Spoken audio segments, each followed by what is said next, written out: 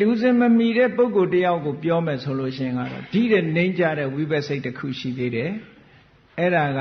ဥပိ္ပခတန္တိရဏစိတ်လို့ခေါ်တယ်နော်စကလုံးတွေကတော့တခါတရံဒီအဘိဓမ္မာစကလုံးတွေကကြာဘူးနာဝမရှိတဲ့ပုဂ္ဂိုလ်သို့မဟုတ်ပါဠိဘာသာနဲ့ဝေးနေရင်တော့နည်းနည်းလေးအခက်ခဲရှိကောင်းရှိလိမ့်မယ်သို့တော့နာမည်လေးတော့မှတ်ထားဖို့တန္တိရဏဥပိ္ပခတန္တိရဏကုသလဝိပဿစိတ်လို့ခေါ်တယ်ကုသလဝိပဿဆိုတာကုသိုလ်ရဲ့အကျိုးကုသိုလ်ရဲ့အကျိုးဖြစ်တဲ့ဥပိ္ပခတန္တိရဏစိတ်တဲ့အဲ့ဒါကဘယ်လိုပုဂ္ဂိုလ်တွေတုံးဆိုလူဘဝမှာလူစင်မမီပဲနဲ့ဖြစ်လာတယ်တရေကပဲမျက်စိပါမလာတဲ့ပုဂ္ဂိုလ်ဆွမ်းအားနာမကြဖြစ်လာတဲ့ပုဂ္ဂိုလ်မျိုးမှန်ပါပါဗျာတခါတရံအမိဝမ်းထဲမှာမျက်စိပါပြီးမှပြက်သွားတဲ့ပုဂ္ဂိုလ်ရှိသေးတယ်နားကြားပြီးမှတခုခုကြောင့်ပိုးကြောင့်ပဲဖြစ်ဖြစ်ဘာကြောင့်ပဲဖြစ်ဖြစ်တခုခုကြောင့်နားပြန်ပြက်စီးသွားတဲ့ပုဂ္ဂိုလ်အဲ့ဒါမျိုးကြတော့ဒီပရိသေမဟုတ်ဘူးနော်မှန်ပါပါဗျာခုနကနားဖြစ်နိုင်လောက်အောင်မျက်စိပါလောက်အောင်ကုသိုလ်ကအာမကောင်းသည့်အတွက်ကြောင့်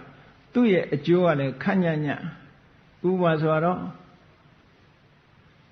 ပဲစိလေးတွေဆိုတော့ပဲပင်ကသီးတဲ့ပဲစိဟာ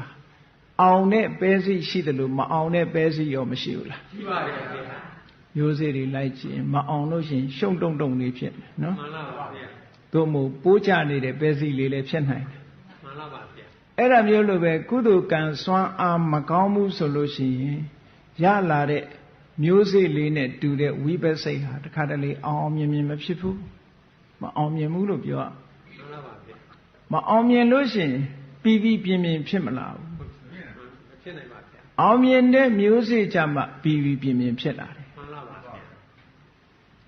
လူချင်းတူပေမဲ့လို့အတိညာပါတဲ့သရေစိတ်က၄ခုအတိညာမပါတဲ့သရေစိတ်ကအဲ့ဒါပါထည့်လိုက်မယ်ဆိုရင်၅ခု၉ခုရှိတယ်လို့မှန်ပါဗျာတာမန်လူသားတွေနဲ့ပြောမယ်ဆိုလို့ရှိရင်တော့မာဝိပဿစိတ်၈ခုပဲပြောကြပါစို့နော်မှန်ပါဗျာ